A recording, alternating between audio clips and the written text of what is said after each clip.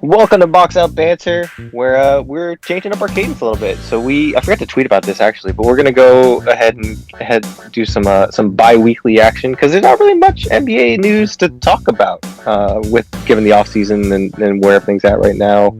But training camp's coming up soon. But I'm Chris Okamura. Join me as always, Mr. Jordan Christmas. What's going on, Jordan? Yeah, nothing wrong with a little change of pace and all that. Yeah, a little break. We did a lot of episodes back to back to back, and we did 2 full seasons in the course of like a year. Yeah, so there's 33 episodes in a year. That's almost a calendar year actually since we started the podcast. Yeah, we're doing for like 6 months at this point or something like that. A little over 6 months. Yeah, that's pretty crazy. Change it up a little bit. We're probably obviously going to be ramping it up back soon with training camp coming within the next 3 to 4 weeks probably. But cool with the bi-weekly thing for now. It just gives me more time to, scour the news and all that stuff, figure out what's going on in the NBA, just give more measured approaches to off-season takes and stuff like that. Yeah, because otherwise, if we kept it to weekly, my takes would get pretty wild. yeah, I'd imagine they would. Mine probably would be too. But what do you got on the docket today? I know you said you had some stuff to get off your chest. Probably Lakers. Probably some Lakers. No, some super. Well, I'm talking about the King Rajon Rondo coming back. No, I'm joking. The thing that I was thinking about, so the 30-minute Rajon Rondo podcast. Let's go. Yeah. So again, it's going to be probably a shorter episode because there's really not much for us to talk about. But I do enjoy talking hoops with you, so it's something that I look forward to.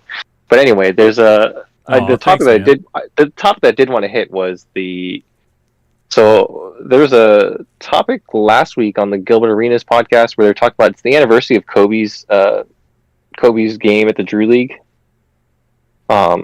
The kind of legendary one where he showed up at the Drew League and he hit the game winner. Where Harden and DeRozan and all those guys were there. And that, yeah. And he hit the game winner. So it's the game winner. He hits the game winner. It's kind of it's a 10th anniversary of that game, and it's like it brought me back to like remember when Kobe went to the Rutger after like his second or third championship with Shaq. He went to the Rutger to go play pickup, and it's something that I always thought about like. How do you feel about NBA players going... Like, it's different when it's in a workout scenario. Like, how do you feel about NBA players going out to play pickup in the offseason? It depends on who the pickup's with. If it's like, an active NBA player walking into a 24-hour... Like, in the middle of a weekday where, a bunch of, normies like us are playing, then as a fan of that player on said team, I'd probably be a little worried. But if it's like, a pickup game where like we all know the legendary UCLA runs that go on, I'm sure you've probably seen a few of them. That's what I'm talking about. Like it's different when it's controlled in a practice and stuff like that. Yeah. Like it's a different setting where it's it's clearly a workout. Yeah. Where like it's like Kobe going to the Drew League is not a workout. Kobe going to the Rutgers is not a workout. He's just going to hoop.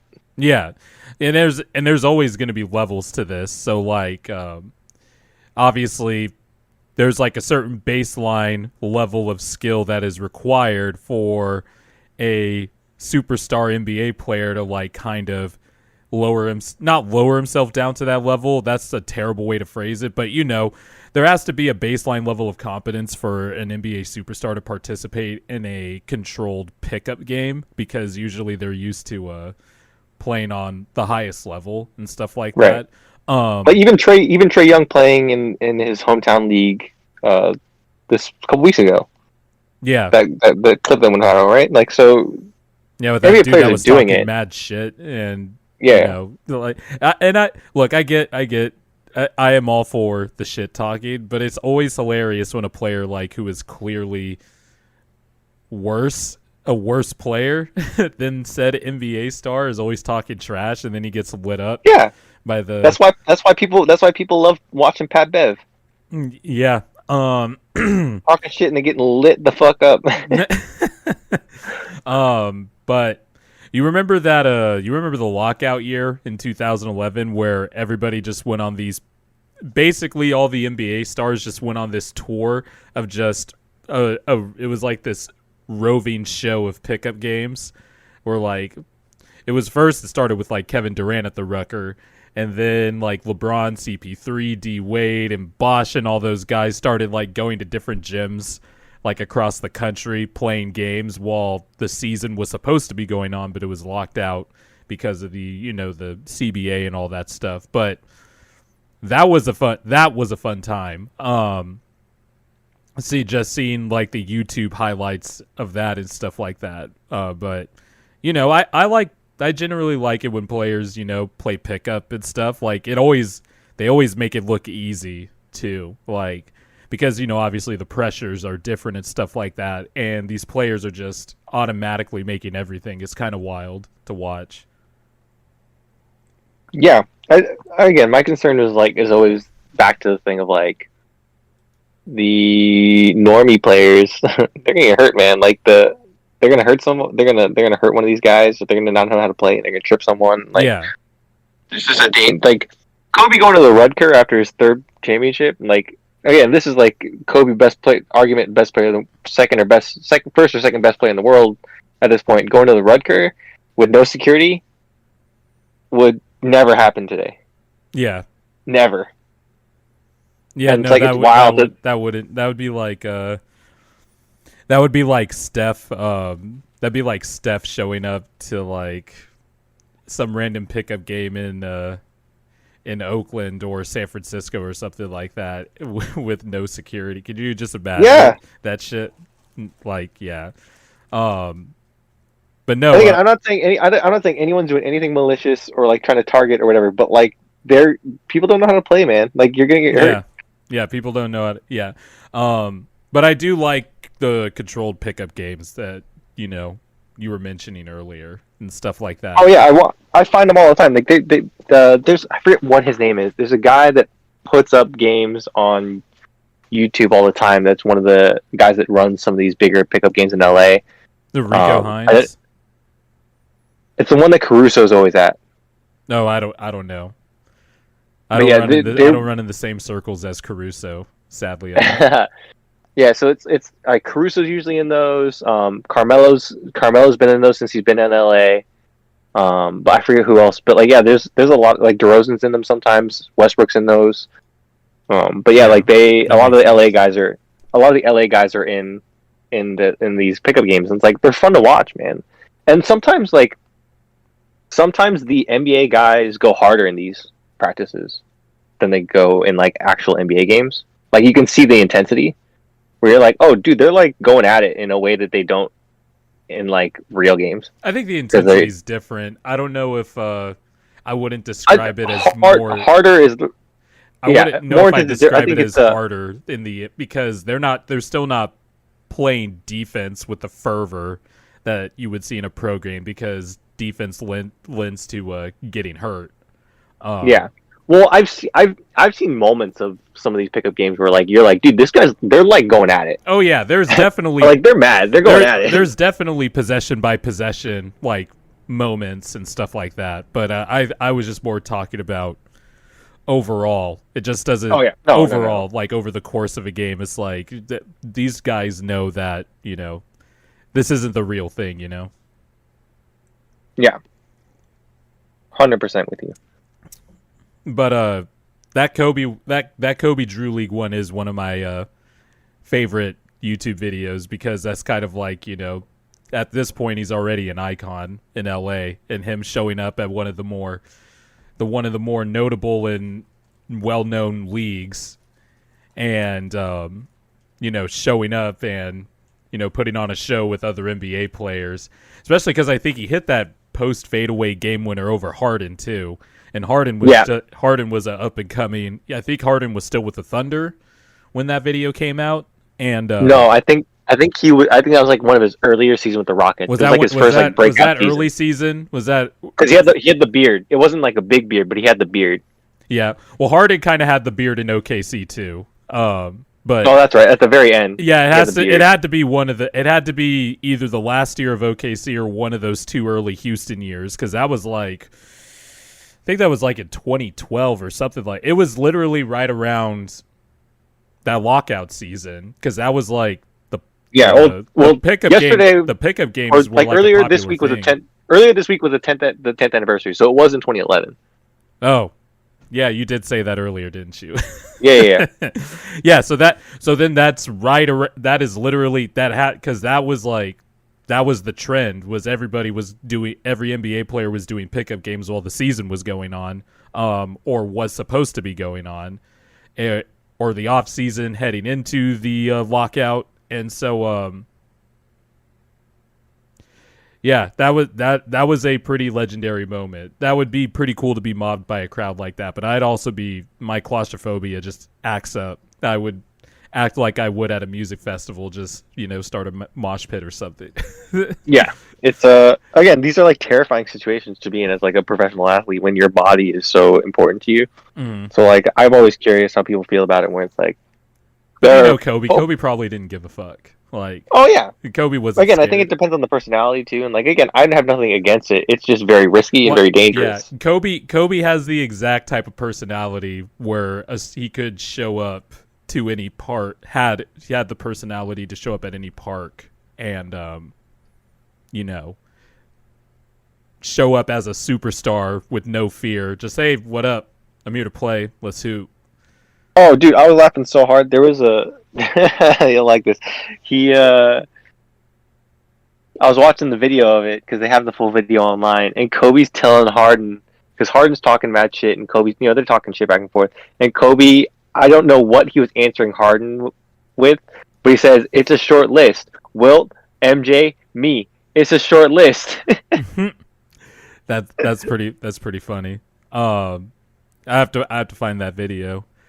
But yeah, I guess it didn't even occur to me that was the 10th anniversary of that pickup game. It seems like so, like, it doesn't seem like it's that long ago. And like, I thought about the other day of like, man, Kobe's been retired for 5 years.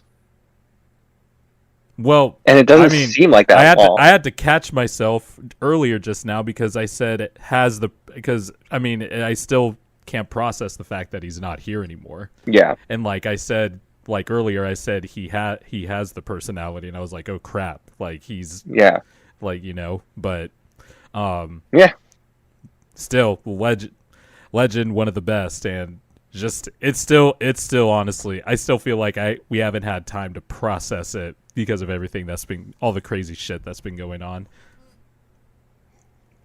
Yeah, totally with you. But yeah, that's kind of like where I want to talk about it, or where I wanted to start, because like I love street basketball, and I love like basketball is the one sport where people just show up. Like, no one's showing up to a baseball field going to play baseball, right? No one's showing up to a football field going like trying to get pickup, right? Yeah, there's no street football going on anymore. Yeah, like basketball is the one sport where you're like, and even soccer to a certain extent, you're not like showing up to a soccer field being like looking for a game. If you could show up, I could show up to any park in the U.S. pretty much, and if I even if there's no one there, I could sit there for like a half hour, and eventually someone's gonna come up and be like, "Do you want to play 1-on-1, or do you want to play with us?" I don't know. In Bakersfield, there was some pretty gnarly pickup soccer games going on around the parks. Like, I love that. Yeah, but yeah, I feel like more so I think you're 29. I'm gonna be 30. Yeah. Like, I feel like our generation growing up, that was like the last gasp era of kids playing different outdoor sports, because basketball is always, as long as you got a hoop out there and a ball and some players, you can throw a game together. It doesn't matter if whatever size it is, 1-on-1, 2-on-2, whatever. But like, you need a certain number of people to get a viable baseball game going, or a football game going, and all that stuff. And it just feels like I haven't seen that since like our time. Round up the kids in the cul-de-sac, and we all would play. Oh yeah, dude. Football. You probably remember this too. Of like, you would either get a call, or like someone would just knock on your door and be like, "Yo, we're gonna go play." Yeah. And you're like, "All right," and you just show up.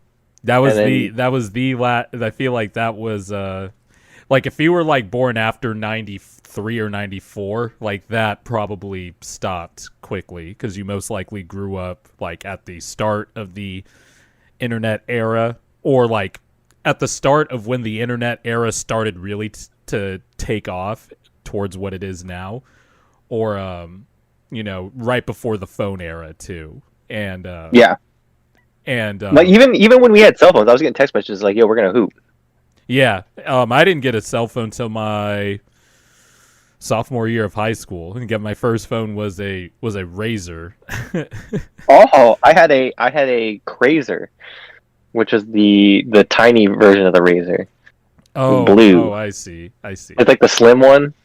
Yeah, and you had to hit the same number multiple times to select the letter, then press it and confirm the Yeah. letter. Yeah, Hmm. yeah, and I would always like do the. I felt like I was, initiated into the cell phone club because I would, pull the phone out of my pocket and check it during class and shit. When I was supposed to. Because who the fuck's gonna call me at the middle of class? Yeah, I know who's gonna text or call. Who's gonna text or call me at fucking 11 a.m. while I'm in third period English or whatever? Right. But yeah, like I remember that era so well of just like either you get a call or or like, hey, you just show up to a park and you're like, I'm gonna shoot around for a bit, and yeah, like someone's gonna come up to you and be like, hey, we have three. Do you want to come play 2-on-2? Yeah. And you're like, yeah, sure, I'll come hang out, whatever. And then eventually you'll figure out that like your teammate's garbage and they stack the team against you, and you're like, well, shit, I'm out of here. Yep. Yeah, damn. That was also like that would be how I would check 76ers scores whenever the Sixers weren't on national television. Um Eventually, like, my dad got sick of asking me when was Allen Iverson and the Sixers going to be on TV, and he would be like, just go check the newspaper in the driveway. So I would check. There would be a fresh edition of the Bakersfield Californian every day, every morning in my driveway, and I would get the newspaper and take out the sports section, and then my dad would get mad at me and my brother because I would take out the sports section and my brother would take out the comic section, and we wouldn't put the shit back together like we found it. And he'd just be like, really? Again? But I'd be checking the standings. I'd be checking the score to see if the Sixers play, to see, how many points Allen Iverson scored, as, obviously before we all discovered the internet and illegal streaming and all that stuff. Yeah. And then he got traded in 07, which was one of those I remember where I was. It was December, I believe, and I was like sitting in a hotel room because my family was visiting at the time, and so we were in their hotel room. They were visiting, and I saw in SportsCenter that Iverson got traded, and I just sat there like in shock for 10 minutes, 15 minutes. God, I will say, it was like December of 07. As weird as those teams were, those Denver teams were fun to watch. Those Denver teams were fun to watch, and I rooted hard for those Nuggets teams, obviously, because yeah, it was literally AI and Melo, your turn, my turn. And J.R. Smith would do his crazy shit, like would do his crazy like hot streak shit. J.R. Smith was actually he was underrated. He was he was a good bench player. Like, I know, like, he's done like 5 things in his career that have sent him to the meme portal, and we make the same jokes over and over again about him. But he was actually like a good player. Like, he was a freak athlete. Oh yeah, he could shoot. He could shoot, and then whenever he was like on fire, he was one of the more microwave score better heat check guys in the league. And the thing too that I will say, I will give JR a ton of credit for, when he was with the Knicks, when he wanted to, he could lock in. He was good with like that 2012, 2013 Knicks team was really good. Like, it was a really good team. It was a 54-win team, but that team seemed to fit together a little bit. Yeah. They They had Tyson Chandler, Amari Stoudemire, Carmelo Anthony was still a top 5, top 7 player. Like they had stuff going for them. And then obviously it all fell apart very, very quickly. Seemed like that Roy Hibbert block on Carmelo Anthony sent them into the Shadow Realm. Yeah, just sent the Knicks. No, they sent the Knicks back to the Shadow Realm. The Knicks got out of it for a year, and then Roy Hibbert was like, "Nope, go back down."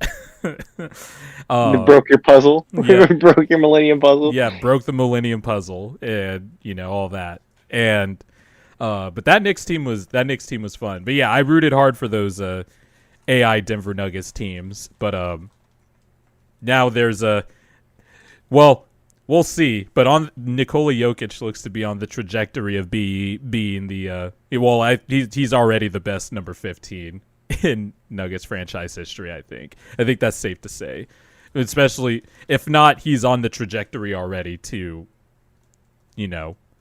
pass Melo as the best Nugget ever. He already has an MVP. He's put up historic numbers and all that. I think we talked about this before. I was never a big Carmelo guy. I always thought that he had a huge waste of talent. See, I disagree with that. I will defend Melo to this day. And I don't mean this as an insult, and I know it sounds like one. To me, it was always a thing of like, man, if he just did this or played more off ball. Like I felt like him as an isolation scorer, he was better off ball and like cutting and posting up and like doing the spot up shooting than like creating on his own. I always thought that like the best form of Melo was playing with a better primary creator that can get him open for shots. And like that's what I saw with Team USA and the way he played with Team USA, where he's feeding off of these great playmakers. Like he never had the opportunity to, but I felt like there was so much more to his game to be unlocked that was just never realized because he didn't want to, or B, he didn't play with the talent that he should have been playing with. Like I felt like the best Carmelo that we saw in the NBA outside of Team USA stuff was with Chauncey Billups. Yeah, the 2009 Denver Nuggets team was really good because they finally had a point guard that could kind of set the table in it, and that was always going to be the problem with an AI Melo duo is that they just score, and while AI is a good passer, he doesn't necessarily set the table. He's not looking for him. He's not looking for Melo. Yeah, like Billups does, and also Billups was a better defender than Iverson at that. But again, point when I say like waste of potential or waste of talent, I don't mean that in like Melo's to like disgrace Melo. To me, it's the thing of like there was so much more to his game that I felt like wasn't unlocked, and like it is a lost potential that we didn't get to see. I think some of it was. Then that's on the organizations for not building around him. I wouldn't say he was the waste. No. I'm not putting it on him. I'm just saying like when you look back at his game and his career, to me, there's a wasted potential there that could have been more. I would just say the organization. I feel the same way about AI. I would say the organizations wasted that talent as opposed to the players themselves. That's fair. Because that's the exact same thing with Allen Iverson. Because I feel the same way about AI. Because I will always. And I'm glad I don't debate with many, Gen Zers or generations before me. But it's like, you really had to be there to understand how good Allen Iverson was and understand the constraints that he was put under. Like, Larry Brown pigeonholing him to the 2-guard spot while Eric Snow was the point guard and making Eric Snow the point guard, while having no other scoring options and basically just a bunch of all defense first guys. It was terrible. And Iverson never got to play point guard pretty much, even though he would have the ball a lot. He would always start off ball, which was crazy. He didn't have like that secondary guy that he could trust. Stephen A. Smith ruined what would have been a more enjoyable experience childhood wise watching the Sixers, because there was a story where he had the scoop that the Sixers were going to trade for T-Mac in 1999, and Stephen A. caught wind of it because he was a reporter. He was a reporter at the Philadelphia Inquirer at the time, and Stephen A. Smith caught wind of it, reported it, and then the Raptors got cold feet and reneged the offer. And so I could have been possibly watching a duo of Allen Iverson and T-Mac grow together. But, instead, I got to watch Allen Iverson try to drag. Dude, I feel so bad for T-Mac, man. T-Mac's career, he could have played with Shaq and Kobe. Then he could have had. Then he almost went to. He could have went to play with AI. Then he goes to the Magic to play with Grant Hill, and Grant Hill gets hurt. Then he almost could have played with Tim Duncan, and that didn't happen. And Grant Hill. Yeah, and you're just like, what? I feel so bad, dude. But the story is, they wouldn't allow Tim Duncan to have his family on the plane. His family on the plane and to the dinner and stuff when they were recruiting him. And when I hear that, I'm like, dog. If I was the owner of that team, and I heard that's why we couldn't close the deal on, I would fire everybody that was involved in the recruiting process. You let Tim Duncan bring, I don't care how many family members. Like if you want, wasn't 20, it Doc? Wasn't that Doc? So Doc was the head. I don't know if Doc had anything to do with it. Well, on open court, T-Mac literally, after he tells the story, he says, "Come on, Doc." Because Doc also, he has his own version of this story that he's told before, and he said like if that was the reason or whatever, he would have like convinced management to do it or something like that. So I don't know, but the point is, someone fucked up, and I would have just fired everybody and not have bothered to find out. Just like, all right, nope, clearing out everybody. But yeah, no, those are the two people I will defend, the two most misunderstood. Now, I think Melo's exodus from the league for the last, 2 years before signing with Portland, I think some of it was warranted and some of it was on himself. Some of it was warranted, some of it was not, and I also think some of it was brought on himself. But those two players, I will defend AI and Melo because if AI had, look at the Sixers' history of not building around superstars properly after their last championship. 1983? Charles Barkley wanted out, even though he was surrounded by a bunch of talent. Aging talent, but still, we weren't good. Charles Barkley gets traded. Allen Iverson, fucking one finals appearance, and that's it. And can't build anything else around him.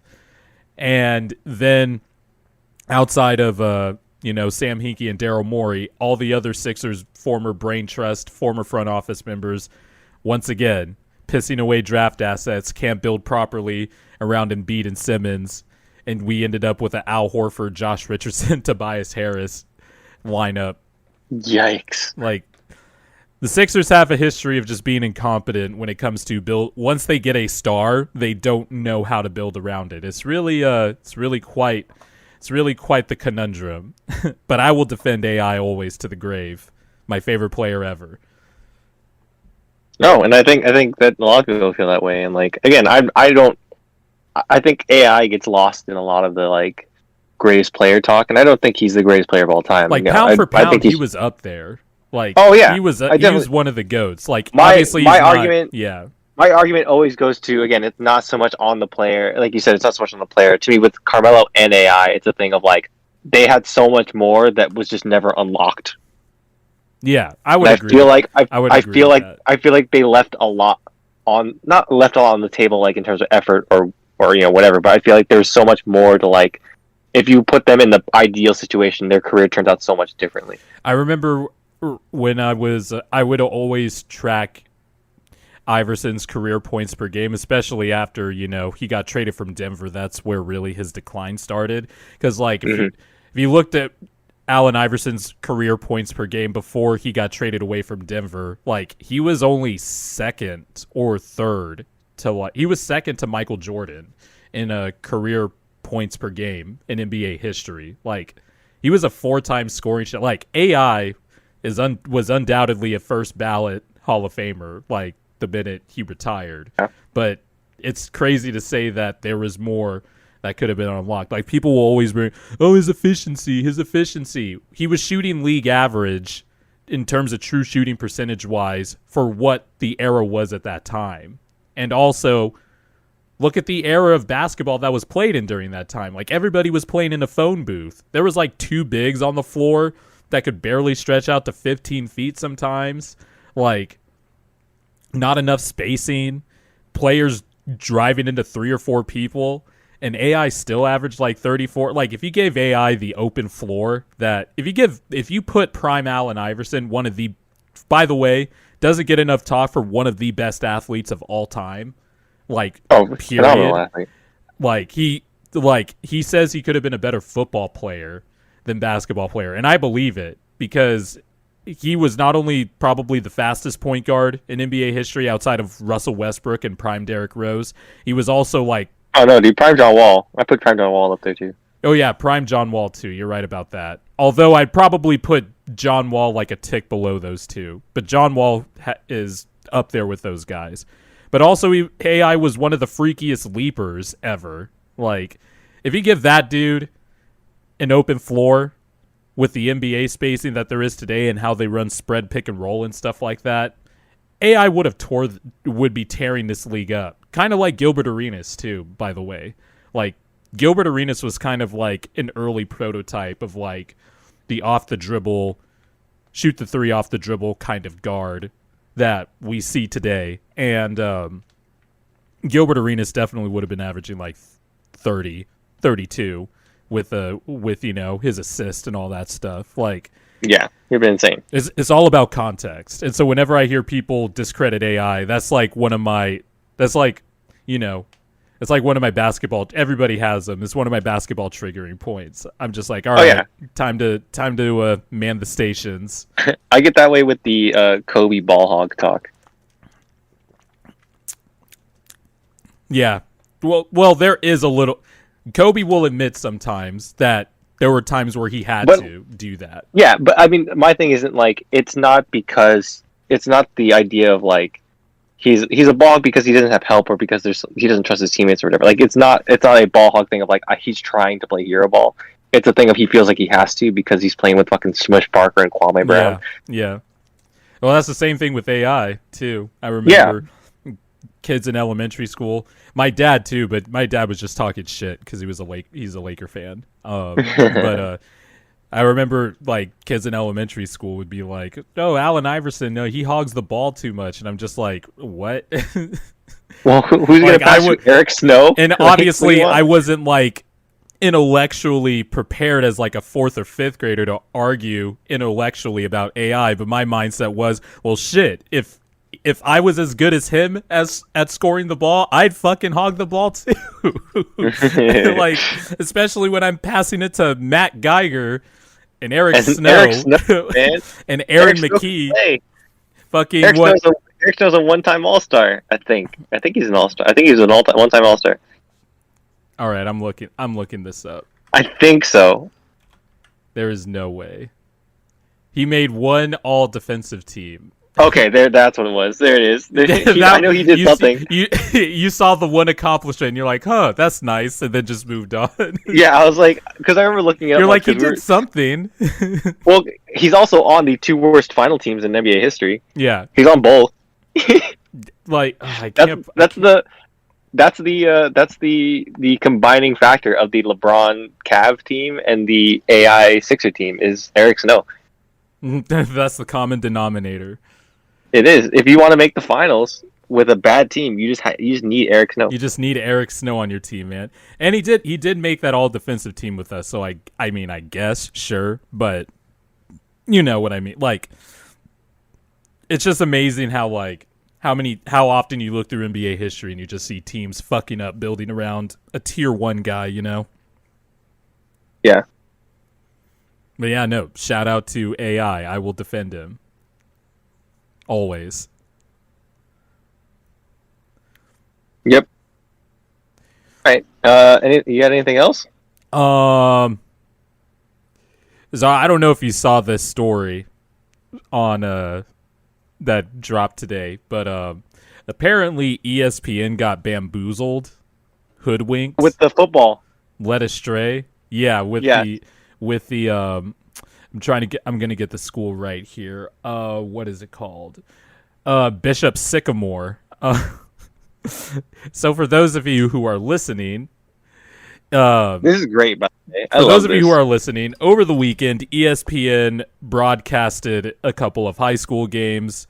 I believe it's one or two, but either way, one of the teams in the game is allegedly was this high school named Bishop Sycamore. And, there was like some information, like last season they finished 0-6 or whatever, but they basically told ESPN like, hey, we have a bunch of D1 athletes, we want to play this really good high school team. And so they decided to play Florida's IMG Academy, which is obviously in Florida, football's big there. And so Bishop Sycamore plays Florida's IMG Academy, and they are just getting their asses handed to them. It's like 38-0 at this point. And broadcasters that were, the broadcasters that were doing the play-by-play for this game on air were basically like, we were told that these were D1 athletes and that they wanted to play, but at this point somebody's going to get hurt. They're clearly outmatched. They basically admitted they didn't do much background research into this. And so apparently this high school came out as fake. A lot of the players on this team are JUCO dropouts, junior college dropouts, nowhere near the high school age, obviously. And the head coach has an active arrest warrant out in his name. And they basically fooled ESPN into broadcasting a game on national television, and this fake high school team, got waxed on national television. And it was, I don't know if you've seen the highlight. It does look incredibly dangerous. Yeah. Oh well, I would say for both sides, obviously, because obviously you're as grown men playing with literal kids, but also the better high school team is also fucking up the team that has, come to find Adults out a bunch of adults, and that could also be dangerous for the adults too. But it's still especially dangerous because a bunch of adults faked, wanting to play in a game against, a bunch of high school kids. By the way, the final score ended up being 58-0. Like they just got waxed. The game happened on Sunday, but even the ESPN commentators, play-by-play guys, they tweeted about it after. They were talking about it on air during the game. Like, for an entity like ESPN to get hoodwinked like that, like, dog. That's hilarious. Yeah, pretty like, bad. It's pretty wild. bad. That story's wild as hell. And so, every time they show high school games on ESPN, I think about the story that Dick Vitale tells. Have you heard the story about LeBron? I might have, but go ahead. So Dick Vitale, they asked Dick Vitale to call one of LeBron's, I think it was a championship game in high school, and so Dick Vitale was like, I don't want to do it. Like, let the kid, why are we broadcasting high school games? Like, what, you don't need someone like me on a high school game. Like, this is, it's too much attention. You just let the kids play or whatever. And how good can he really be? And he said that after the game, then he during the game and after the game, he realized like, oh no, this kid's special, and like I need to be commentating this game, and like I'm so happy that I saw this live. and he was like. He was like a full believer after he saw LeBron in person and like commentated that game, and he's so glad he did it. That's like, and so like that's like the equivalent of like when your friends hit you up for a night out on the town or something, and you're just not up for it. You're just like, man, I don't want to go. I'd rather just sit on the couch, chill out. Really don't want to go out right now. But then for some reason, something's telling you to go hang out with the boys, and then you go out that night, and it ends up being a memorable one. It ends up being a slobber knocker, and you're like, oh, you're shit. like, oh man, this night was dope. Like, I got to see some cool shit. Like, Dick Vitale was like, I didn't want to go to no rinky dank high school game, and then he saw the Messiah when he went there. He saw the second coming, and he saw the second coming. He's like, oh shit, this guy is the chosen one. The magazines were right. Like, and I thank you, ESPN, for sending me there. Dude, shout out to LeBron. I feel like we don't talk about it enough, and I feel like this kind of got lost. Of like, LeBron was crowned from the age of 17, and he has, as an athlete. No, I think we talked about it enough.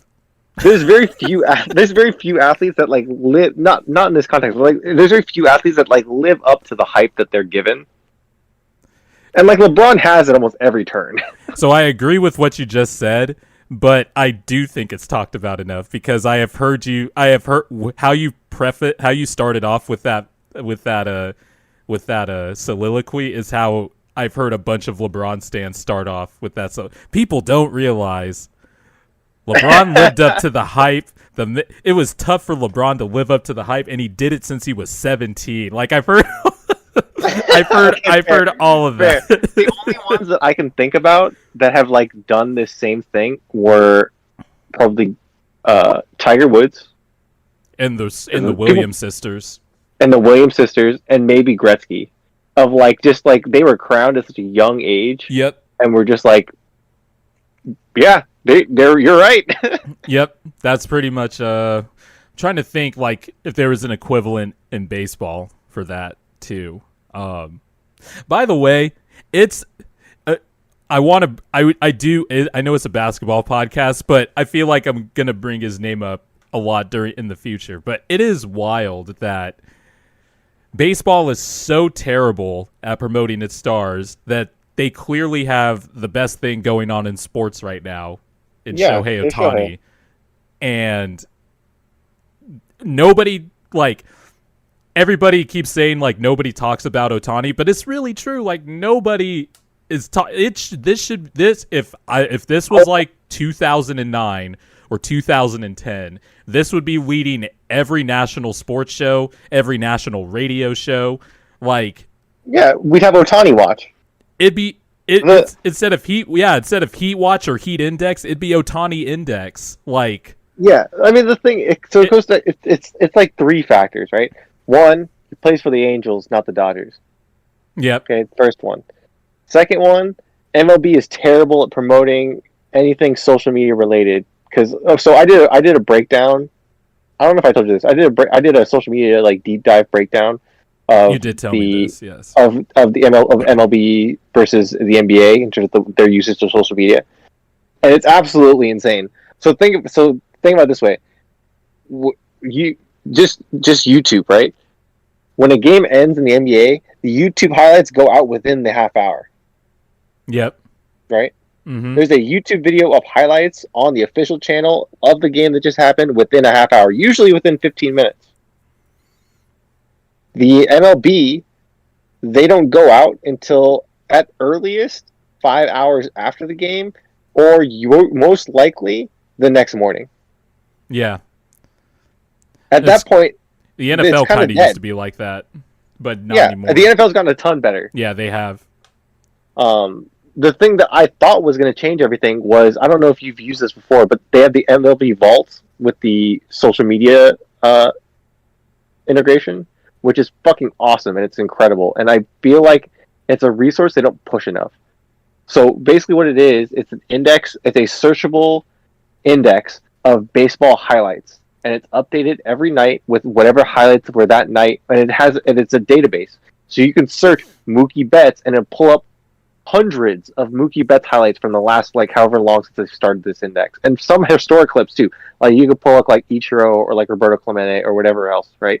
You can pull up all these highlights, and then you can. It's as easy as dragging and dropping these clips into a timeline that's in your browser, and it makes these highlight reels that you could just one click post to Twitter. Wow. Well, It's available. You can go on it right now and play around with it. I did for a couple weeks. The It's MLB's really just fun to use. The MLB's indifference towards a lot of shit is just very apparent. But they want to keep the white American traditionalist bullshit. Like, don't stare at a home run while and all that BS. But I mean, they can't ignore that for long with Tatis and Juan Soto. I'm glad we're breaking. Pete Alonso. I'm glad that players like that are breaking the mold, though. Like, yeah, hell yeah. And now the MLB's starting to embrace it with their, what was it, earlier in the season? They did those let the kids play commercials, and I haven't seen that fucking shit since like 5 months ago. They stopped running those commercials. Those are great commercials. Oh my god. But like the thing that hurts the MLB too, and again, it comes down to the Angels are fucking terrible. You have two generational talents. You have two of the greatest players of this era on your team, and you can't make the playoffs. Yeah. And that goes back to another problem baseball has too. It's an individualistic sport at heart more than the other team sports. Yeah, because you're playing one-on-one. Yeah, because you're basically playing one-on-one. Yeah, there's defensive shifts and stuff, and your defense does have to be on a string in terms of with what you want to do. But it's not like